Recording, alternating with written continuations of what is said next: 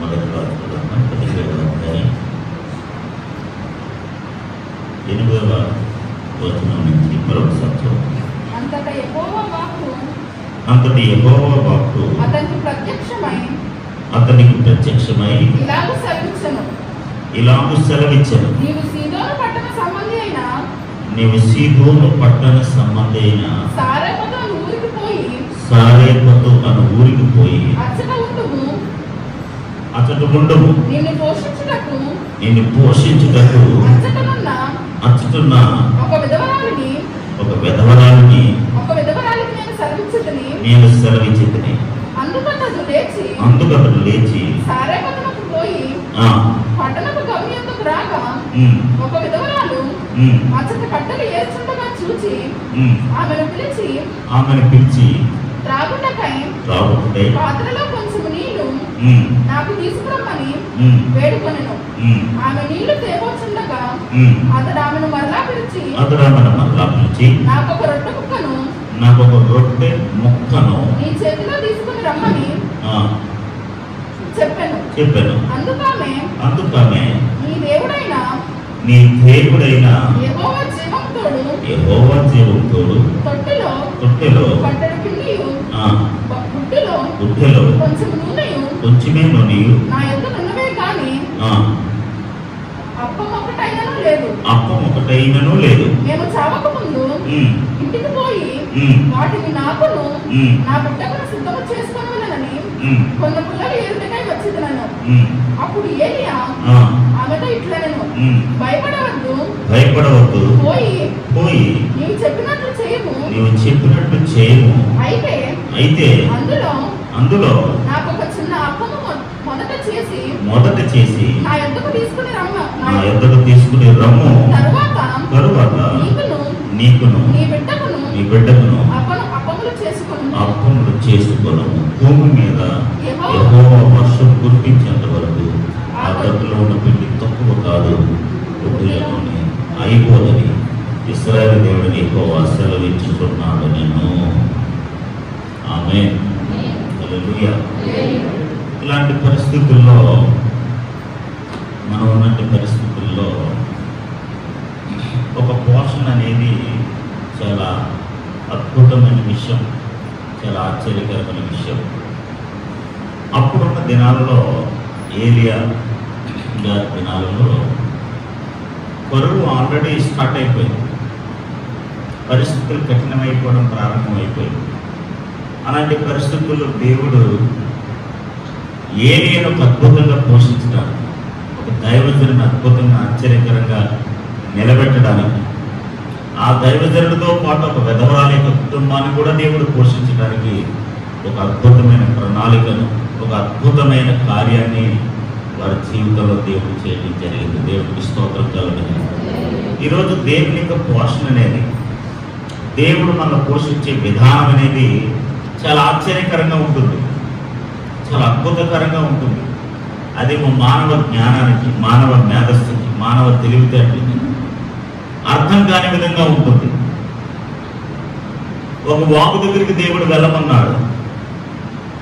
దైవజనుడి యొక్క మంచి ఉద్దేశం లేదా విశ్వాస పరిణామం ఎంత గొప్పదంటే, మారుమాట లేకుండా, సొలుగు లేకుండా, గొడుగు లేకుండా, ఏమి అనకుండా వాగు దగ్గరికి వెళ్ళిపోయాడు. అక్కడ దేవుడు ఆశ్చర్యకరంగా అద్భుతంగా పోషించాడు. తీరా అక్కడ చూసినట్లయితే 7వ వచనంలో, కొంతకాలమైన తర్వాత దేశంలో వర్షం లేక ఆ నీరు కూడా ఎండిపోయింది. దేవుడు మొట్టమొదటిగా తన జీవితంలో ఏర్పాటు చేసిన ప్రొవిజన్, ఏ వాగు దగ్గరికి అయితే పంపించాడో ఆ వాగు ఎండిపోయింది.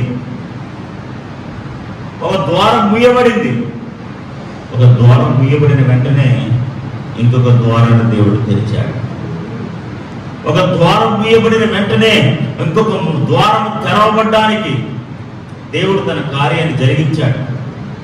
ఏలియా అడగక ముందే, ఏలియా ఊహించక ముందే, నేను సారేపతినే ఊరిలో ఒక సహోదరికి నేను ఆజ్ఞాపించాను, నేను సెలవిచ్చాను, నీ కోసం కాపోలానికి సెలవిచ్చాను, నీ కోసం సారేపతి అనే ఊరిలో ఒక సహోదరికి నేను సెలవిచ్చాను అంటే అక్కడికి వెళ్ళక ముందే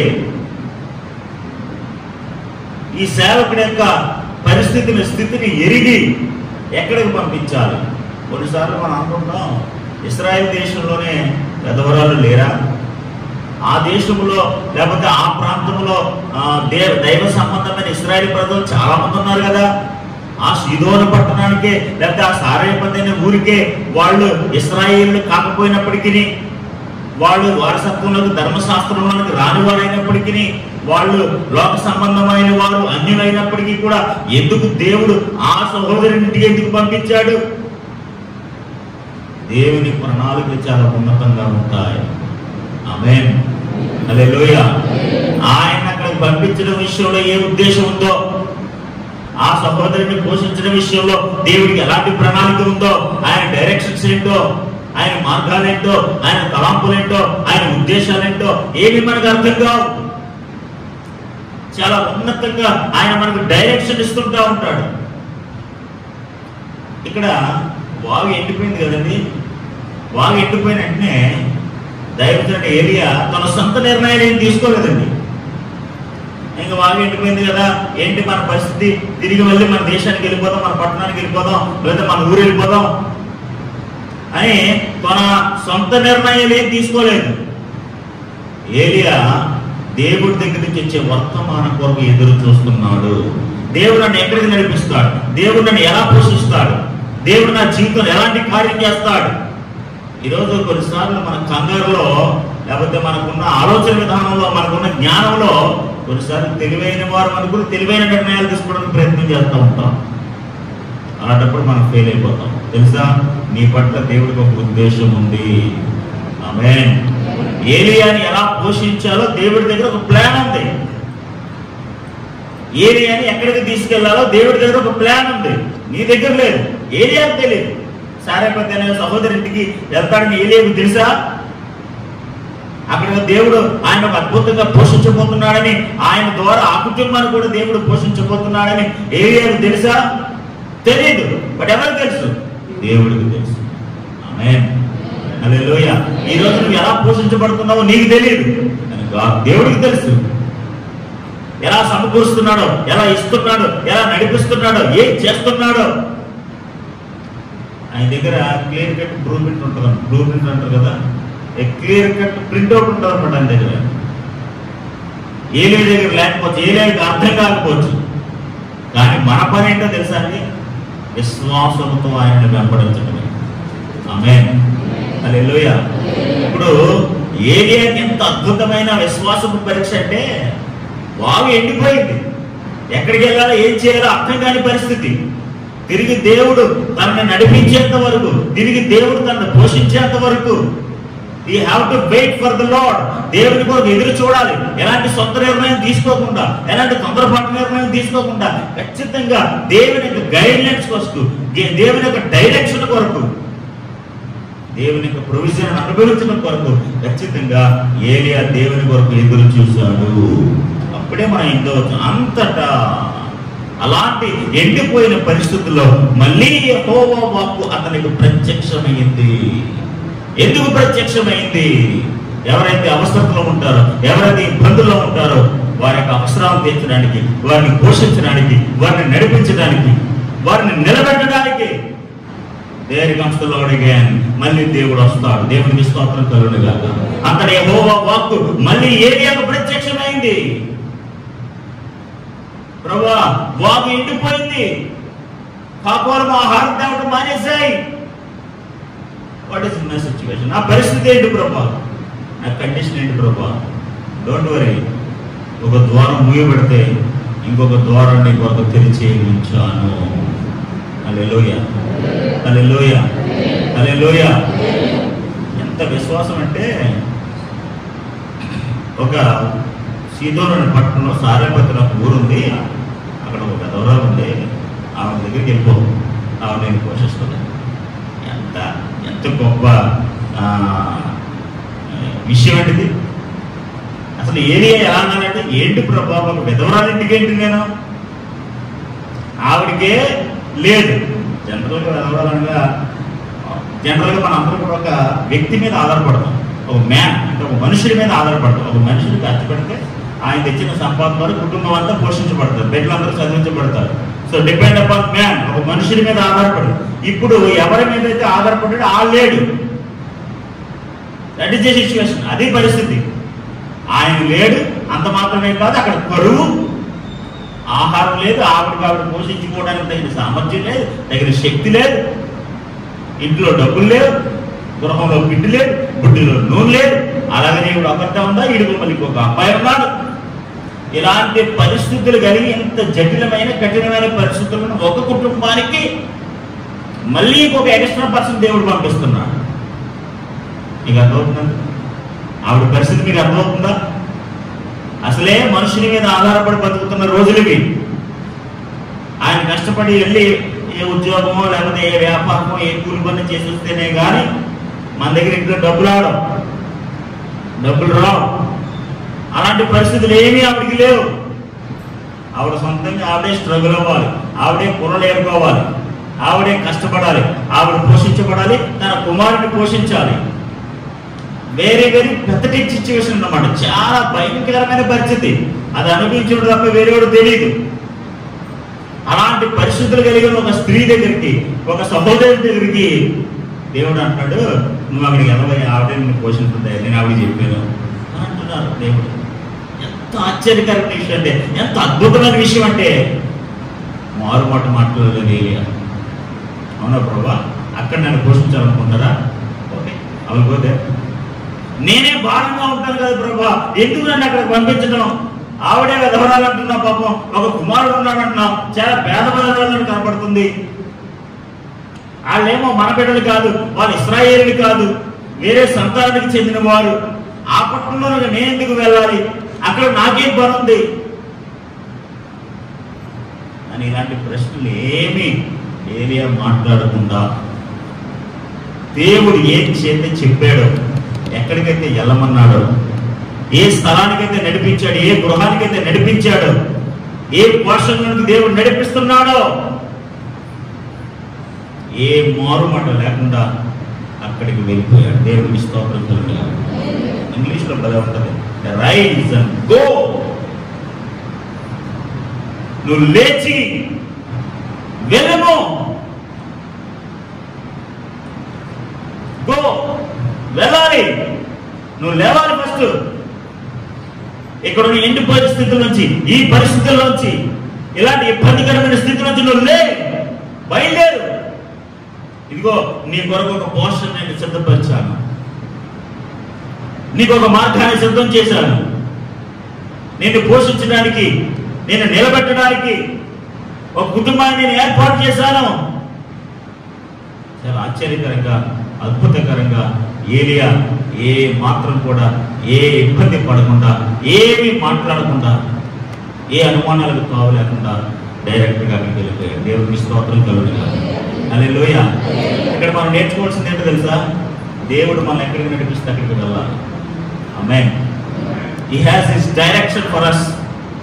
మన వరకు ఒక మార్గాన్ని ఆయన సిద్ధం చేస్తాడు. నీకంటూ ఒక మార్గం ఉంటుంది అనుకోండి, నాకంటూ ఒక మార్గం ఉంటుంది అనుకోండి, కానీ అందులో మనం ఫెయిల్ అయిపోతాం. మేబీ ఆయన పోషించుకోవడానికి ఆయనకి సామర్థ్యం ఉంది, ఆయన ఏదైనా చేసుకోగలడు, ఎక్కడికైనా వెళ్ళగలడు. కానీ దేవుని డైరెక్షన్ కొరకు ఎదురు చూస్తున్నాడు. ఆమేన్. హల్లెలూయా. ఏం చేయమంటాడు, ఎక్కడికి వెళ్ళమంటాడు, నన్ను ఎక్కడ వాగు దగ్గరికి నడిపించాడు దేవుడు. అక్కడ ఎవరున్నారు? ప్రజలు ఉన్నారా? అక్కడ అసలు ఇల్లులు ఉన్నాయా? ఎవరున్నారు అక్కడ వాగు దగ్గర? ఎవరు లేరు. కానీ వాగు దగ్గరికి దేవుడు నడిపించాడు. ఇప్పుడు అక్కడి నుంచి ఇంకొక దగ్గరికి వెళ్ళమంటున్నాడు. వాళ్ళ ఇశ్రాయేలులు కాదు, దేవుని బిడ్డలు కాదు, అక్కడ దైవ సంబంధాన్ని విషయాలు ఏమీ లేవు. చూస్తే ఆవిడ చాలా పేదరాలు, ఆవిడకే ఆహారం తక్కువగా ఉంది, ఆవిడే చాలా కష్టపడుతుంది, చాలా ఇబ్బందుల్లో ఉంది. అసలే కరువు దినాలు, ఇంకా 3.5 సంవత్సరాలు, ఇంకా దరిదాపు 3 సంవత్సరాలు పైబడే ఆవిడ పోషించబడాలి. అలాంటి పరిస్థితుల్లో దేవుడు అక్కడికి నడిపిస్తున్నాడు. కొన్నిసార్లు దేవుడు ఎక్కడికి నడిపిస్తున్నాడు నీకు అర్థం కాదు. బట్ ఆయన నడిపించే మార్గం చాలా ఉన్నతమైనది. హల్లెలూయా. ఆయన నడిపించే మార్గం వెల్ డిజైన్డ్, చాలా అద్భుతంగా డిజైన్ చేసిన మార్గం అది. ఇతన్ని పరీక్షిస్తున్నాడు దేవుడు, ఆమెను పోషించడానికి పంపిస్తున్నాడు. ఒక దెబ్బకు రెండు పెట్టిన అంటారు కదండి, అలా డయాగ్రామ్ అండి. ఒకటి ఏలియా విశ్వాసాన్ని పరీక్షిస్తున్నాడు. ఆ విశ్వాసము ద్వారా ఆ కుటుంబానికి సేవ చేయడానికి, ఆ కుటుంబాన్ని పోషించడానికి, ఆ కుటుంబాన్ని దేవుడిలో నడిపించడానికి, ఆ కుటుంబాన్ని దేవుని బిడ్డలుగా మార్చడానికి, ఆ కుటుంబానికి ఒక రక్షణ, సువార్త, ఆనందాన్ని, దేవుని అద్భుతమైన శక్తిని, దేవుని అద్భుతమైన పోషణని ఆ కుటుంబంలో ప్రతిష్ఠించడానికి దేవుడు దైవజనుడిని నడిపిస్తున్నాడు. దేవునికి స్తోత్రం కలుగుగాక. హల్లెలూయా, హల్లెలూయా. ఆ కుటుంబం కోసం దైవజనుడి కోసం ఆ కుటుంబాన్ని దేవుడు ఏర్పాటు చేశాడు. హల్లెలూయా, హల్లెలూయా. ఎందుకు ప్రభువా నన్ను అక్కడికి నడిపిస్తున్నావు? నేను అక్కడికి వెళ్ళలేను. అక్కడికి ఎందుకు? మన దేశంలో ఎంతమంది విధవరాలు ఉంటారు, చాలా మంది ఉంటారు. దేవుడు ఆజ్ఞాపిస్తే రాజులు పోషించరా? దేవుడు ఆజ్ఞాపిస్తే అనేక మంది ధనికుల కుటుంబాల్లో దేవుడు అతను నడిపించలేడా? కాపులను ఆజ్ఞాపించిన దేవుడు, ఒక వేదవరాలని ఆజ్ఞాపించిన దేవుడు, ఒక ధనవంతుడు దేవుడు ఆజ్ఞాపించలేడా? కొన్నిసార్లు మన పేదరిక కోరికలు ఎలా ఉంటాయంటే, డబ్బులున్న బ్యాగ్ మా ఇంటి ముందు గడిపోతే బాగుంది, తెలియకుండా ఎవరొకరు మాకు డబ్బులు ఇచ్చి వెళ్ళిపోతే బాగుంది, ఎవరికి కనపడిన డబ్బు నాకు కనపడితే బాగుంది. ఇవన్నీ ఏంటో తెలుసా? పేదరిక కోరికలు అన్నమాట. అలా ఆ పేదరికంలో ఉన్నవాడికి అలా అనిపిస్తుంటుంది.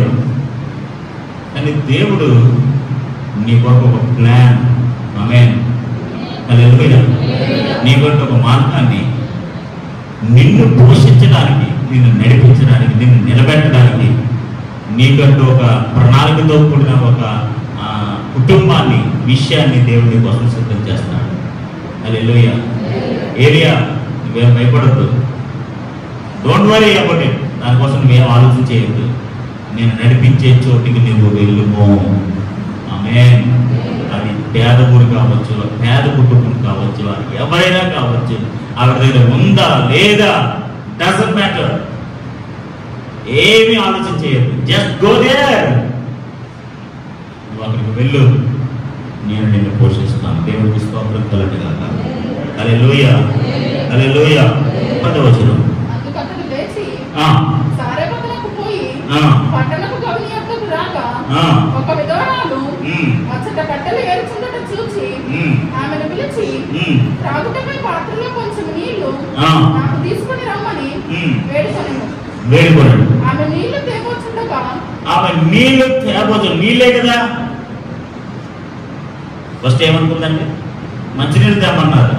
ఎవరో దారి ఏం తెమ్మన్నాడు? ఇప్పుడు ఎవరైనా మంచినీళ్ళు తెస్తారు? ఎవరైనా మంచినీళ్ళు అడిగితే మనం ఇస్తాం లేదా? కరోనా టైంలో ఇవ్వట్లేదా? ఏమవ్వట్లేదు. నోట్ కరువు పరిస్థితుల్లో, అలాంటి భయంకరమైన దినాల్లో, ఆవిడికే లేని స్థితిలో చివరి మీల్, చివరి భోజనం అనమాట. తన జీవితంలో చివరి ఆహారాన్ని ఒక సమృద్ధికరమైన ఆహారంగా మార్చాడు దేవుడు. ఆమేన్, హల్లెలూయా. చివరి ఆహారాన్ని తన జీవితంలో ఎప్పుడు ఊహించని దేవుని అద్భుతమైన కార్యాన్ని అనుభవించే విధంగా ఆవిడ జీవితాన్ని కట్టాడు, నిలబెట్టాడు దేవుడు. ఆమేన్, హల్లెలూయా, హల్లెలూయా. ఈ రోజున మన పరిస్థితులు ఏవైనా సరే, ఎంత కష్టంగా ఉన్నా సరే, దేవుడు నీ కొరకు ఒక అద్భుతమైన మార్గాన్ని తెరిచి ఉంచుతాడు. ఒకరోజు ఒక వ్యక్తి తన తల్లిగారు హాస్పిటల్లో ఉన్నారండి. ఉంటే కిడ్నీస్ లేదా ప్రాబ్లం వస్తే హాస్పిటల్లో జాయిన్ చేశారు. ఆవిడకి బ్లడ్ ట్రాన్స్ప్లాంటేషన్ అయితే చేయాలంట. అలా చేయాల్సి వస్తే ఏబీ నెగిటివ్ అనే బ్లడ్ ఆవిడకి ఎక్కించాలి. ఏబీ నెగిటివ్ అనే బ్లడ్ గ్రూప్ సరిగ్గా ఎవరికి ఉండదు, చాలా రేర్ గ్రూప్ అనమాట. ఈ రాత్రిలోగా ఆవిడకి బ్లడ్ ఎక్కిస్తేనే ఆవిడ బ్రతుకుతుందండి, లేకపోతే ఆవిడ బతకదు, చాలా కష్టం అని చెప్పి డాక్టర్లు ఆ కొడుకుని, కుమారుని పిలిచి చెప్పారట. ఎవరిని అడిగినా, ఎంతమందిని ఎంక్వైరీ చేసినా, ఎన్ని హాస్పిటల్ తిరిగినా, అప్పుడు బ్లడ్ బ్యాంకులు కంటే 1949 మాట చెప్తున్నాను. బ్లడ్ బ్యాంకులో ఏమీ లేవట. ఎంతమందిని ఎంక్వైరీ చేసి, నెంబర్కి ఫోన్ చేసి, ఆ గ్రూప్ కదండి, ఆ గ్రూప్ కదండి, ఆ గ్రూప్ కదండి, ఆ గ్రూప్ కదండి అంటే అలాంటి టైంలో చిన్న ప్రార్థన చేసుకున్నాడంట. ప్రభువా, నా తల్లిని బ్రతికించడానికి నీ దగ్గర మార్గం లేదా? నా తల్లిని బ్రతికించుకోవడానికి నా దగ్గర ఏం మార్గం కనపడట్లేదు. Is there a way for you? నీ దగ్గర ఏదైనా మార్గం ఉందా? నీ దగ్గర ఏదైనా ప్రణాళిక ఉందా నా తల్లి విషయంలో అని ప్రార్థన చేసుకుని ఏమి చేయలేని నిరాశపరుడే ప్రార్థిస్తున్న ఇంటికి వెళ్ళిపోతాడంట. అక్కడ అమెరికా దేశంలో ఆ దినాలలో ఫ్రీ లిఫ్ట్ అని ఒక ప్లేస్ ఉంటుందట. ఆ హైవేలో అక్కడక్కడ ఈ మిలిటరీ వాళ్ళు అక్కడ ఉంటారన్నమాట. ఉంటే ఈ కారు మీద వెళ్ళేవారు ఇంకా అది అడగకపోయినా అక్కడ ఎవరైనా నిలబడితే కారు ఆపేయడమే ఆ సిస్టమ్ అనమాట అమెరికా దేశంలో. ఓన్లీ ఫర్ మిలిటరీ పీపుల్ అక్కడ అంత మిలిటరీ వాళ్ళకి అంత ప్రాధాన్యత ఉంటుందండి అక్కడ. సో అలా నిరాశతో డిప్రెషన్తో ఏం చేయలేని పరిస్థితులు అలా వెళ్ళిపోతుంటే ఆ ఫ్రీ ఆ లిఫ్ట్ దగ్గర ఒక వ్యక్తి నిలబడున్నాడంట. పోలే జనరల్గా ఆపాలి, అది రూల్ అంటారు అని చెప్పేసి ఉన్నారు కదా అని చెప్పేసి ఆపేసాడు. ఆపితే ఆయన వచ్చి ఎక్కేసి వెళ్ళిపోతున్నారు. ఏం సార్ డల్గా ఉన్నారు అని అడిగాడట. కొంత ఏమీ లేదండి, ఇలాంటి పరిస్థితుల్లో నేను ఉన్నాను, నా తల్లి చివరి రాత్రి అనుభవించడానికి ఉంది. This is the last night where, ఇదే చివరి రాత్రి ఆమె జీవితంలో. ఈ రోజు కనుక ఈ కార్యం జరగకపోతే ఖచ్చితంగా ఆమె చనిపోద్దని నేను అన్నప్పుడు అతను చాలా ఆశ్చర్యకరంగా వైపు చూస్తున్నాడంట. మీరు ఏమనుకోకపోతే మీ కారుని హాస్పిటల్కి తిప్పుతారా అని అడిగాడట. ఎందుకన్నాడట, నాది ఏబీ నెగిటివ్ బ్లడ్ గ్రూప్. నా గ్రూప్ ఏంటి తెలుసా? AB negative blood group. మీరు హాస్పిటల్కి తిప్పండి. ఆ రోజే చివరి రాత్రి అనుకున్నాడు. ఆ రాత్రి దేవుడు 47 సంవత్సరాల ఆయుష్ ఇచ్చాడట. 47 years ఆయుష్. ఒకసారి మన జీవితంలో చివరి రోజు, చివరి భోజనం అని అనిపిస్తుంటాం మనకి. దాని దేవుడు అనేక సంవత్సరాల ఆయుష్గా, అనేక సంవత్సరాల పోషణగా దేవుడు మార్చేస్తాడు. ఎందుకంటే ఈ has his own plan for them. వాళ్ళ కొరకు దేవుడి ఉన్నతమైన మార్గము ఉన్నది. ఈ వెధవరాలు లేకపోతే ఈ సహోదరి, ఈ దీన బిడ్డ మంచినీళ్ళు తేమ్మంటే మంచినీళ్ళు తేడానికి వెళ్ళిపోతుండగా అదే చేత్తో ఏమంది,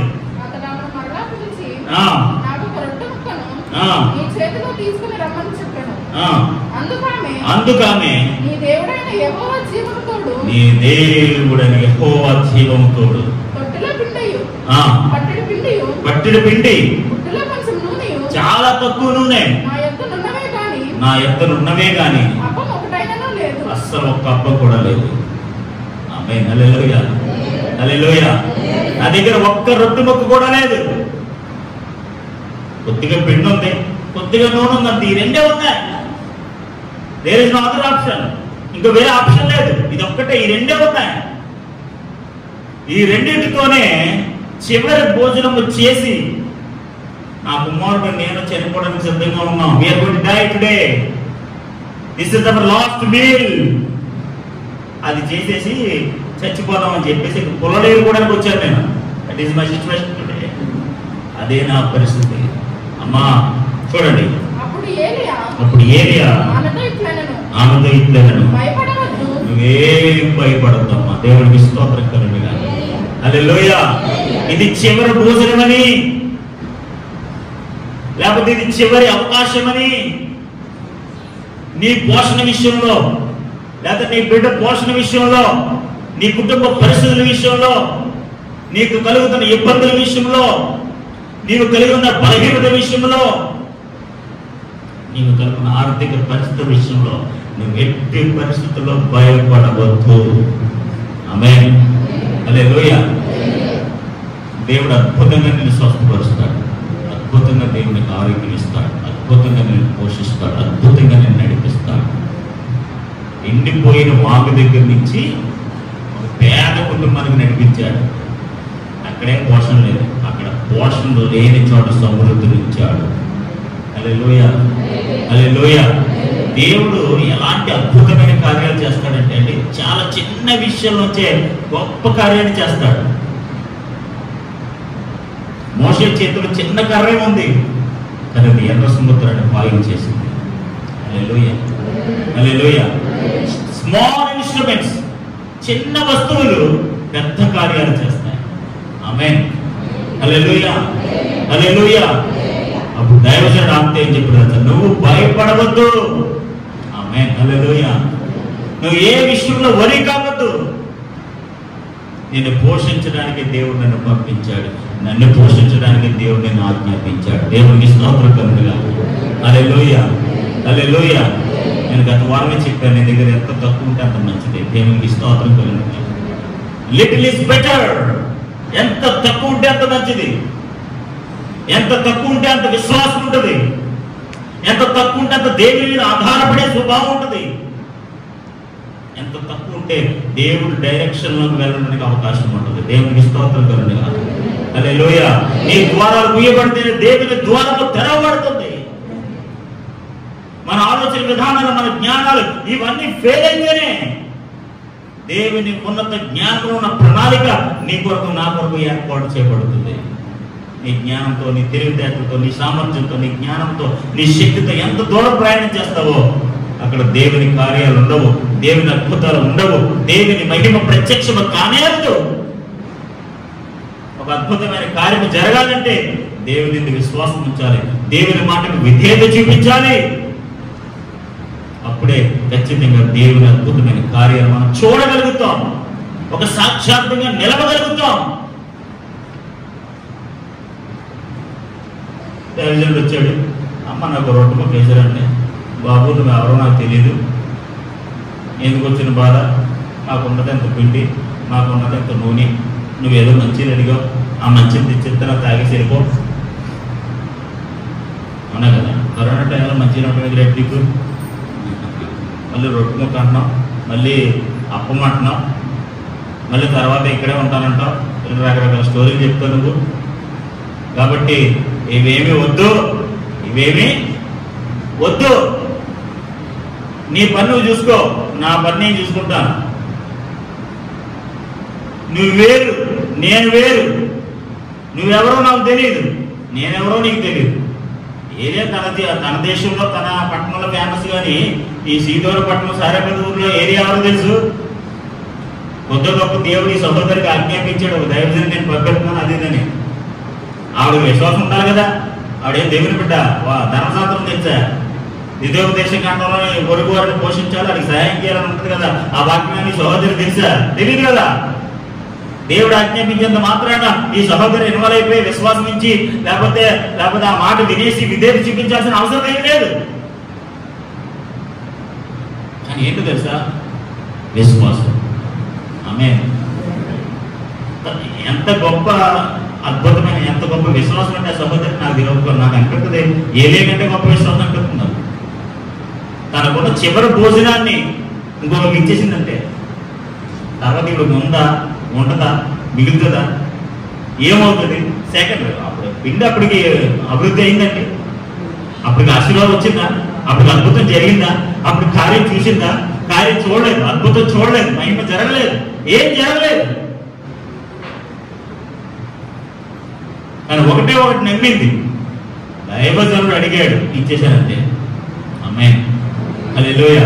తర్వాత ఏం జరుగుతుంది? నేను ఎలా పోషించబడతాను? నా బిడ్డ సంగతి ఏంటి? తన స్వార్థం ఏమీ చూసుకోలేదు.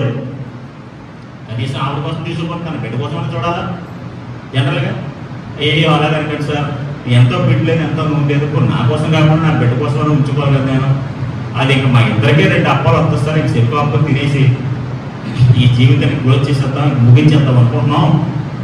అలాంటి పరిస్థితుల్లో మీరు వచ్చారు. ఏదో మంచినీళ్ళు అడిగారు కదా, మంచినీళ్ళు ఇద్దాం అనుకుంటే అదే చేత్తో ఒక అప్పు వేసుకుని రమ్మంటున్నారు. సార్ నేను చాలా దౌర్భాగ్యమైన పెద్దటిక్ సిచ్యువేషన్లో ఉన్నాను, ఎలాంటి పరిస్థితులు మీకు సహాయం చేయలేను. నిజంగా ఎవరు చేయగలరంటే అలాంటి పరిస్థితులు సహాయం? చెప్పండి. చివరి భోజనమే ఉంది మీ ఇంట్లో, మీకు ఒక్కరిగా ఉంది, మీ బిడ్డగా ఉంది. ఇవ్వగలరా? చేయగలరా? ఆ 10 రూపాయలు ఉన్నాయి మీ దగ్గర, ఇంకా 10 రూపాయలు లేవు. అలాంటి పరిస్థితుల్లో how can we do that? ఎలా చేయగలం మనం? కానీ దేవుడు ఆ సహోదరుని దేవుడు వాడుతున్నాడు. ఆ దైవజనుడు దేవుడు వాడుకున్నాడు. దేవునికి స్తోత్రం కలుగుగా. నీ విశ్వాస క్రియలను బట్టి దేవుడు నిన్ను పోషిస్తాడు. నీ విశ్వాస క్రియలను బట్టి దేవుడు నీ జీవితంలో అద్భుతం చేస్తాడు. దైవజనుడు భయపడవద్దు. ఆమేన్. హల్లెలూయా. మేబీ ఆవిడ హృదయంలో భయం ఉంది. నా దగ్గర ఉన్న నీకు ఇచ్చేస్తే నా పరిస్థితి ఏంటి? జనరల్ భయం అది. నా దగ్గర ఉన్న దానికి ఇచ్చేస్తే మరి నా పరిస్థితి ఏంటి? How can I feed? నేను ఎలా పోషించబడతాను? How can my son will be feed? నా కుమారుడు ఎలా పోషించబడతాడు? It's very difficult. సో నేను ఇవ్వలేని పరిస్థితుల్లో ఉన్నాను. ఇవ్వలేని పరిస్థితులు ఇవ్వగలిగినప్పుడే దేవుడు అద్భుతమైన కార్యం చేస్తాడు. హల్లెలూయా, హల్లెలూయా, హల్లెలూయా. యేసుప్రభు సందర్భంలో ఈ కానుకల పరిచయం జరుగుతున్నప్పుడు చాలా మంది చేశారట. నేను పేద విధవరాలు వేసిందంటే ఆవిడదే గొప్పదన్నాడు దేవుడు. ఎందుకంటే ఆవిడకు ఉన్నదంతా ఇచ్చేసింది. దేవునికి స్తోత్రం కలుగుగా. హల్లెలూయా. వారంతా ఉన్న దాంట్లో ఇచ్చారు, వారంతా కలిగిన దాంట్లో ఇచ్చారు. కానీ ఈ సహోదరి అయితే ఉన్నదంతా ఇచ్చేసింది. ఇప్పుడు ఈ సహోదరి, ఇప్పుడు మనం సారేపక్కన ఊర్లో ఉన్న సహోదరి తనకు ఉన్నదంతా ఇచ్చేసింది. She gave everything. సమస్తం ఇచ్చేసింది. భయపడవద్దు. పోయి నేను చెప్పినట్లు చేయము. అయితే మొదట చేసి నా యొద్దకు తీసుకున్నాను. మొదట బిగినింగ్. ఆమేన్. హల్లెలూయా. మొదట ఎవరికి? ఆమేన్. హల్లెలూయా. మొదట నీకు కాదు, మొదట నీ కుమారుడికి కాదు, మొదట నాకు. ఆమేన్. హల్లెలూయా. అక్కడే మొదలవుతుంది నీ అద్భుతం. అక్కడే మొదలవుతుంది మన ఆశ్చర్య కార్యము. మొదట ఎవరికి? మొదట దేవుడికి. ఆమేన్. ఫస్ట్ ప్రయారిటీ ఎవరికి? మొదటి ప్రాధాన్యత ఎవరికి? దేవుడికి. మొదటి స్థానం ఎవరికి? ప్రతిదీ బిగినింగ్ ఎవరిది? అందుకనే బైబిల్లో మనం చదువుతాం మొదటి కుమారుడు, లేకపోతే మొదటి ఫలము. ఆమేన్. హల్లెలూయా. మొదటి ఫలాలు కానీ, మొదటి కుమారులు బిడ్డలు కానీ ఫస్ట్ ఎవరిదట? ఏంటిని? Belongs to God. మొదటి ఎప్పుడు కూడా దేవుడిదే. అమ్మా నువ్వేం భయపడద్దమ్మా. మొదట ఈ మాట మీరు బాగా గుర్తుపెట్టుకోండి. ప్రతి పరిస్థితుల్లో, ప్రతి ఇబ్బందిలో, ప్రతి సందర్భంలో మొదట దేవునికి ప్రాధాన్యత ఇవ్వండి. అక్కడి నుంచి ఆ ప్రాధాన్యత ఆయనకి ఇచ్చిన తర్వాత మీరు చూడండి దేవుడు మిమ్మల్ని ఎలా పోషిస్తాడు.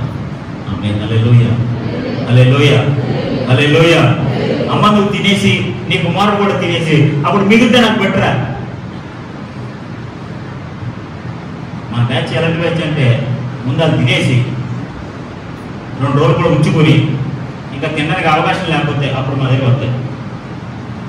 అలాంటి ఎట్టి పరిస్థితులు అరటి పనులు చేయకండి. ఎక్కువ పనులు చేయకుండా పర్లేదు, కానీ అరటి పనులు మాత్రం అస్సలు చేయదు. Don't ever do that in your life.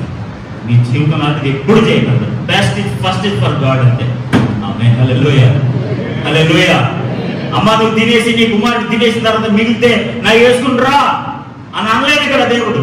అయితే దైవజనుడు మొదట ఎక్కడికి రావాలి? మొదట ఎక్కడికి చెప్పాలి గట్టిగా? ఆమేన్. హల్లెలూయా, హల్లెలూయా. మొదటి స్థానం, మొదటి ప్రయారిటీ, మొదటి ఆధిపత్యం ప్రతిదీ కూడా దేవునికి చెందాలి. ప్రతి మొదటి గడియ దేవునికి చెందాలి.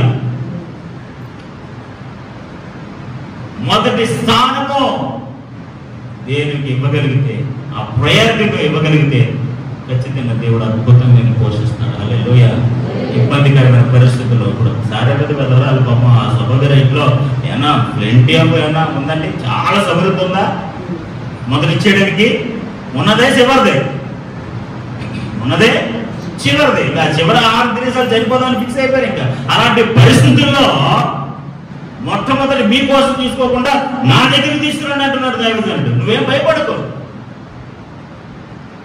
ఈరోజు ఎవరైతే మొదటి స్థానాన్ని దేవుడికి ఇవ్వగలుగుతారో, మొదటి ప్రయారిటీని ప్రభుకి ఇవ్వగలుగుతారు, మొదటి స్థానాన్ని ప్రభుకి ఇవ్వగలుగుతారు, ఖచ్చితంగా దేవుడు వారి భవిష్యత్తుని, వారి జీవితాన్ని, వారి కుటుంబాన్ని, వారి పోషణ అద్భుతంగా దేవుడు దీవిస్తాడు.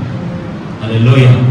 మేము ఇప్పుడు కొన్ని ఇబ్బందులు పడచ్చేమో, ఆ భయం, ఆ టెన్షన్ నీకు ఉండొచ్చేమో, ఖచ్చితంగా ఆశ్చర్యకరంగా ద్వారాలు తెరవబడతాయి. డెఫినెట్ గట్టిగా ద్వారాలు తెరవబడితే దేవుని బిడ్డలారా, ఈ సహోదరికి తెలియదు ఇంకా అనేక సంవత్సరాలు నేను పోషించబడతాను, ఈ కరువు దినాలన్నీ కూడా నేను నా బిడ్డ ఆనందంగా ఆశ్చర్యకరంగా పోషించబడతాం, ఈ అద్భుతం ఈ ఆశ్చర్యకార్యం నా జీవితంలో జరగబోతున్న సత్యము ఆమెకు తెలియకపోయినప్పటికీ కూడా విశ్వాసంతో నమ్మకంతో నేను చెప్పినట్టు నువ్వు చేయము అని ఆజ్ఞాపించిన విధంగా మొట్టమొదటిగా దైవజనుడికి మొదటి స్నానాన్ని ఇచ్చింది. దేవునికి స్తోత్రం కలుగునుగా. హల్లెలూయా, హల్లెలూయా. తరువాత ఆఫ్టర్ దట్ మొదట నాకు, రెండవదిగా నీకు. అంతేనండి, అదే అక్కడ ఉన్న వారి లాజిక్. మొదట నాకు, తర్వాత నీకును నీ బిడ్డకును అప్పము చేసుకున్నాము. మొదటిదే ఆయనకి ఇచ్చేది ఇంకా నా దగ్గర లేదు సార్, మీకు చెప్పేది అదే, నా బాధ నా గూడు అదే, మా ఇద్దరికే ఉందా, మా ఇద్దరిలో మీకు ఇచ్చేది ఇంక మా ఇద్దరికి ఏముండదు, ఇట్స్ ఓవర్, ఇక ముగింపంతే. మీకు అదే చెప్తున్నాను సార్, మీకు అర్థం కావట్లేదు, మీరెవరో నా ప్రాణాన్ని తీయడానికి వచ్చినట్టున్నారు, నా ఆహారం ఇచ్చేయమంటారు సార్, ఇది నేను న్యాయంగా ఉందా, నేను ధర్మంగా ఉందా, నా ఆహారం ఇచ్చేయమంటారేంటి, నాకున్నదే కొంచెం ఆహారం, నా కుమారుడికి ఉన్నదే కొంచెం ఆహారం, ఈ కరువు దినాల్లో, ఈ భయంకరమైన దినాల్లో, వర్షాలు లేని దినాల్లో, పోషించబడడానికి పనికెళ్ళడానికి ఇబ్బంది పడుతున్న ఈ భయంకరమైన దినాల్లో నా ఆహారాన్ని మీకు ఇవ్వమంటారేంటి, ఇది ఎక్కడైనా ఏమైనా న్యాయంగా ఉందా, ఒక్కసారి మీరు మంచి హృదయంతో ఆలోచించండి సార్. అలాంటి బతిమాలాలు ఇలాంటివి ఏమీ లేవండి, ఇలాంటి ఏమీ ఆవిడే అసలు దైవజనుడితో చెప్పలేదు. భయపడద్దమ్మా, మొదట ఒక అప్పు వేసుకొచ్చి నాకు ఇచ్చే, తర్వాత నువ్వు నీ బిడ్డకి వేసుకోండి. ఆమేన్, హల్లెలూయా, ఆమేన్. 14వ వచనం. భూమి మీద యెహోవా వర్షము కురిపించే వరకు ఆ తొట్టిలో ఉన్న పిండి తక్కువ కాదు, గుడ్డులో నూనె అయిపోదని ఇశ్రాయేలు దేవుడిని యెహోవా సెలవిచ్చుచున్నాడు. నేను అంతటా ఆమె వెళ్ళి అతడును ఆమెను ఆమె ఇంటి వారును అనేక దినములు భోజనము చేయించు వచ్చింది. దేవునికి స్తోత్రం కలుగునుగా. హల్లెలూయా. అనేక దినాలు, ఆల్మోస్ట్ 3 years. అదే చివరి భోజనం అనుకున్నారు దేవుని బిడ్డలారా. అనేక సంవత్సరాలకు భోజనం అయిపోయింది. దేవునికి స్తోత్రం కలుగునుగా. అలాంటి అద్భుత కార్యాన్ని నీ జీవితంలో అనుభవించాలని అనుకుంటున్నావా? సర్వశక్తి గల దేవుడు అలాంటి అద్భుతమైన కార్యం నీ జీవితంలో జరిగించుండగా. ఆమేన్. కానీ అలా చేయాలంటే, అలా జరగాలంటే కొన్ని ఫార్మాలిటీస్ ఉన్నాయి. అంటే తెలుసా, భయపడకూడదు. ఆమేన్, హల్లెలూయా. భయపడద్దు. రెండోది, నేను నీకు చెప్పినది చేయను, ఒబే మై వర్డ్, నా మాటను విను. మూడోది, మొదటి స్థానం నాకు ఇచ్చేయి. హల్లెలూయా. భయపడద్దు, నేను చెప్పినట్టు చేయి. కానీ చెప్పినట్టు చేసేటప్పుడు మొదట నాకు వేసుకురా, తర్వాత నీ బిడ్డకి నువ్వు వేసుకో. ఈ 3 మార్గాలు వెంపడించినప్పుడు, జరిగినప్పుడు ఆ కుటుంబంలో అనేక దినములు భోజనము చేసిరి. హల్లెలూయా. చూడండి, 16వ వచనం చదివి మనం ముగించుకుందాం. యెహోవా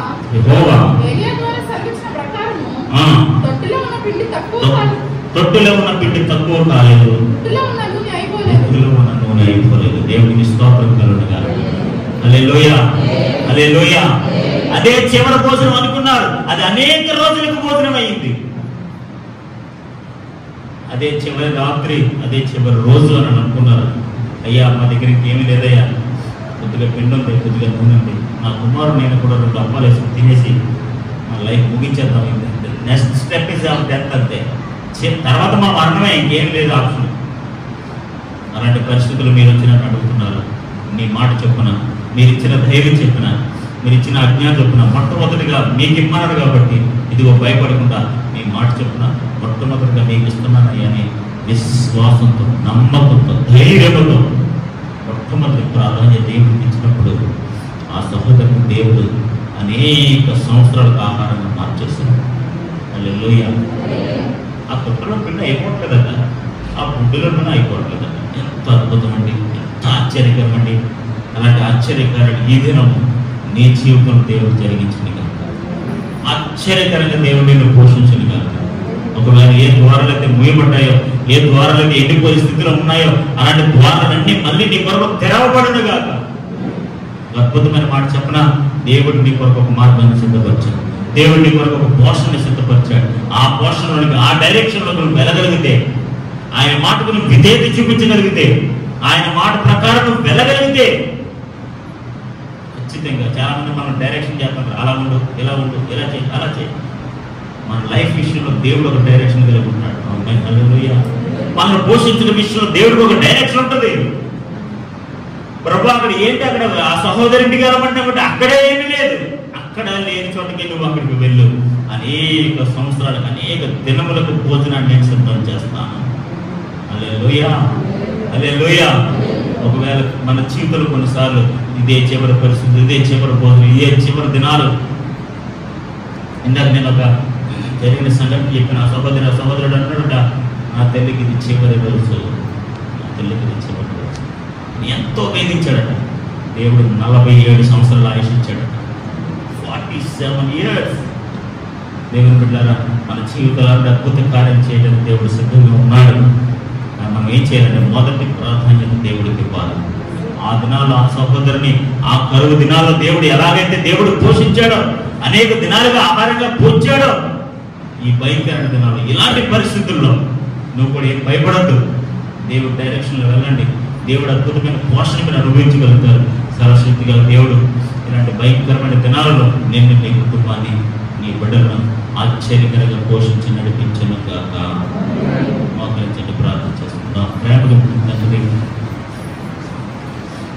ప్రభా, నువ్వు నా కొరకు సిద్ధం చేసిన మార్గం ఉన్నతమైనది. ప్రభా, మీరు నా కొరకు సిద్ధం చేసిన భోజనం చాలా ఆశ్చర్యకరమైనది. ప్రభా, నేను నన్ను ఎలా పోషిస్తున్నాను, ఎలా నడిపిస్తున్నాను, నా ఊహకు అందట్లేదు. ప్రభా, నీవు నా పట్ల కలిగి ఉన్న ప్రణాళికకే వందనాలు. ప్రభా, నీవు నా పట్ల కలిగి ఉన్న ఉద్దేశాలకే నీకు వందనాలు. ప్రభా, నాపై చూపిస్తున్న ప్రేమకై, కనికరమకై, వాత్సల్యమకై, దయకై నీకు వందనాలు. ప్రభా, నీకు వందనాలు. ప్రభా, నీకు వందనాలు. ప్రభా, ఈ భయంకరమైన కరువు దినాలలో, ఈ భయంకరమైన పరిస్థితుల్లో చాలా మంది బిడ్డలకు ఏం చేయాలో అర్థం కావట్లేదు. ప్రభా, గివింగ్ డైరెక్షన్, ఒక మార్గాన్ని సిద్ధం చేయడం ప్రభా, ఒక ప్రణాళికల వారిని నడిపించడం ప్రభా. ఏలియాని సీదోను పట్టణంలో సారెపెట్టమనే గ్రామానికి పంపించినట్లుగా, ఒక డైరెక్షన్ లో నడిపించినట్లుగా, ఒక డివైన్ డైరెక్షన్ లో నడిపించండి ప్రభా. నా కుటుంబాన్ని ఒక ఉన్నతమైన మార్గాలను మీరు నడిపించండి ప్రభా. ఒక అద్భుతమైన పోషణ కార్యాన్ని జరిగించండి ప్రభా. కొన్నిసార్లు ఇదే చివరి భోజనం అని, ఇదే చివరి రాత్రి అని, వారి పరిస్థితులను బట్టి, వారి బలహీనతలను బట్టి, వారి ఆర్థిక పరిస్థితులను బట్టి, వారి సమస్యలను బట్టి వారి కృంగిపోతున్నారేమో ప్రభువా.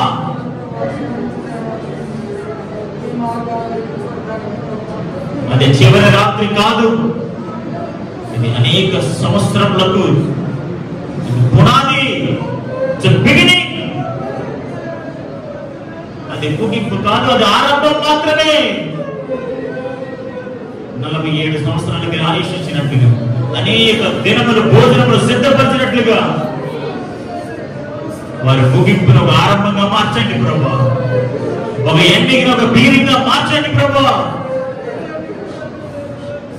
నిరీక్షణ లేని చోట నిరీక్షణ పుట్టించండి ప్రభా. ధైర్యము లేని చోట ధైర్యాన్ని నింపండి ప్రభా.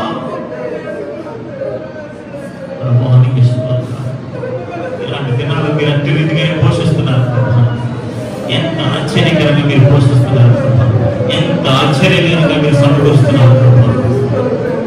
ఏది తక్కువ కాలేదు ప్రభా, ఏది తక్కువ కాలేదు ప్రభా.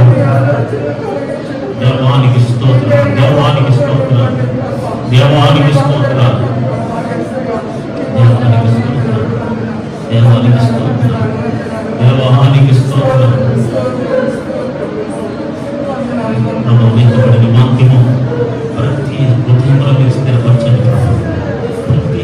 మీరు స్థిరపరచండి. మరి ఏ పరిస్థితుల్లో ఉన్నా ఒక ధైర్యాన్ని నింపండి, ఒక ధైర్యాన్ని నింపండి. విశ్వాసపు పరిణామం నడిపించండి. నీ డైరెక్షన్ లో వారిని తీసుకువెళ్ళండి ప్రభా. నీ అద్భుతమైన పోషణ మనకు అనుగ్రహించండి. నీ అందు విశ్వాసం వచ్చి, నీ అందు విశ్వాసం వచ్చి భయపడకుండా నీవు చెప్పినట్లుగా మొట్టమొదటి స్థానాన్ని నీకు అనుగ్రహించి వారి జీవితంలో నిలబడడానికి సహాయం చేయండి ప్రభు. దైవజనుడు చెప్పినట్లుగా భయపడవద్దు.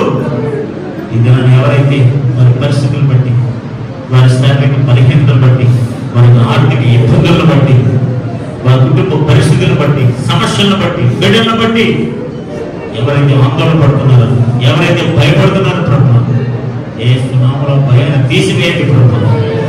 భయాన్ని తీసివేయండి ప్రభు. భయాన్ని తీసివేయండి ప్రభు. ఇదిగో నేను ప్రియాత్మని ఇవ్వలేదు, ధైర్యపు ఆత్మని మీకు అనుగ్రహించాలన్నట్టుగా ప్రభా ప్రతి ఒక్కరిలో ధైర్యపు ఆత్మను నింపండి. ప్రతి ఒక్కరిలో నీ ధైర్యాన్ని నింపండి. ప్రతి ఒక్కరిలో ధైర్యాన్ని అనుగ్రహించండి ప్రభు. నువ్వు అద్భుతం చేసే దేవుడు, ప్రణాళిక కలిగిన దేవుడు అని, ఒక డివైన్ డైరెక్షన్ కలిగిన దేవుడు అని,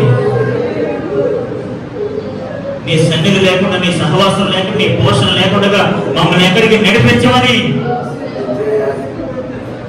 నీ ఎందుకు పూర్ణమైన నమ్మకంతో మేము ఉన్నాం ప్రభు. నీ ఎందు మాత్రమే మేము ఆధారపడి ఉన్నాం ప్రభు.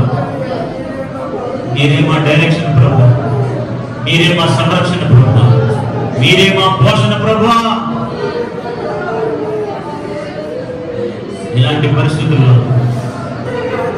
మనుషులను ఆశ్రయించడం కంటే, రాజులను ఆశ్రయించడం కంటే యెహోవాను ఆశ్రయించడం మేలు. నిన్నే మేము ఆశ్రయిస్తున్నాం, మీరే మా ధైర్యం ప్రభు.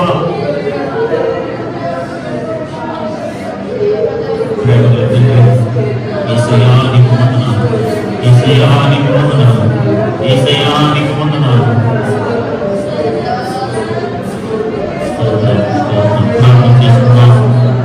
ఎక్కడైనా వాక్యం ఫలించినట్లుగా ఒక మంచి ప్రార్థన నిర్వహణ చేయండి. ఎత్తబడిన మాత్రం నీ హృదయంలో ఫలించినట్లుగా ఒక అద్భుతమైన ప్రార్థనతో ముగించండి ప్రభా. నిజమైన చాలా సార్లు ఇదే చివరి భోజనం, ఇదే చివరి రాత్రి, చాలా సార్లు ఇదే ముగింపు అనుకున్నారేమో. ఒక నూతన ఆరంభం అని, ఒక నూతన కార్యానికి, అద్భుతానికి నాంది అని, పునాది అని ప్రతి ఒక్కరు గ్రహించినట్లుగా, ప్రతి ఒక్కరు గ్రహించినట్లుగా విశ్వాసాన్ని బలపరచండి, విశ్వాసాన్ని స్థిరపరచండి, ధైర్యపు ఆత్మను అనుగ్రహించండి. వాక్యం ప్రతి ఒక్కరు మీరే ఫలితం దయచేసి నీ నామానికి మహిమ తెచ్చండి. సమస్త ఘనత మహిమ ప్రభావాన్ని కాపాడండి. యేసు పరిశుద్ధమైన నామములో అడిగి వేడు నమ్మ ప్రభుత్వం.